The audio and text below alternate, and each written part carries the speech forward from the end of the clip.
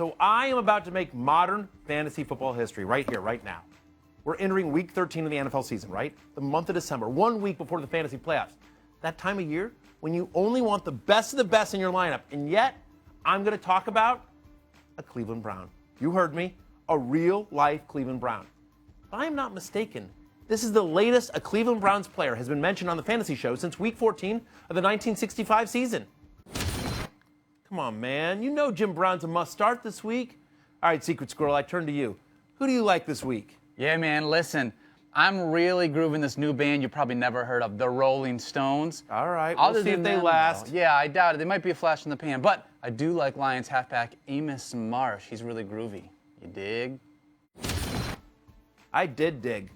And going forward, I potentially dig Josh Gordon, who will be in the lineup for the Browns after being out of football for more than 2 years. For many toddler viewers who may not remember Gordon's previous time in Cleveland, dude was pretty awesome in 2013.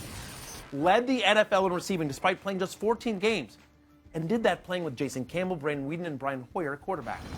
In fact, Gordon became the only player in NFL history to record 200 receiving yards in back-to-back games from a fantasy perspective. He was wide receiver 3 overall, and on a per-game basis, he was the best wide receiver in fantasy, number 1. All that's great, right? But it was also 4 years ago. Obviously, Gordon should be rostered in every league. He has tremendous upside, right? But it's week 13. Until he shows us something, I don't see how you can have him in your lineup with the playoffs on the line.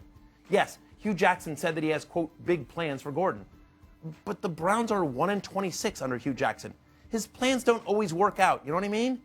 So while you're waiting to see what Gordon can provide, here are some receivers available in more than 50% of leagues that I like more this week. Of this group, how about Josh Dotson? You see it there on your screen. Josh Dotson, Zay Jones, Dontrell Inman, Corey Coleman, and Seth Roberts. I like Dotson the most. He's been targeting the end zone 7 times and in the last 3 games. Touchdown regression coming. Zay Jones, continue to see a ton of targets in Buffalo, has a very favorable schedule down the stretch. If you need someone just for the playoffs, Zay Jones is your guy. I also like Dontrell Inman, who's getting a ton of targets, gets San Francisco this week. Corey Coleman, obviously very talented. He's also getting a ton of looks, but a very tough matchup this week with the Chargers. And Seth Roberts, who's getting a shot with Crabtree's suspension. By the way, if you have an eye just towards the playoffs, you're not worried about this week, after Zay Jones, worth noting Mike Wallace faces the Browns and the Colts in weeks 15 and 16.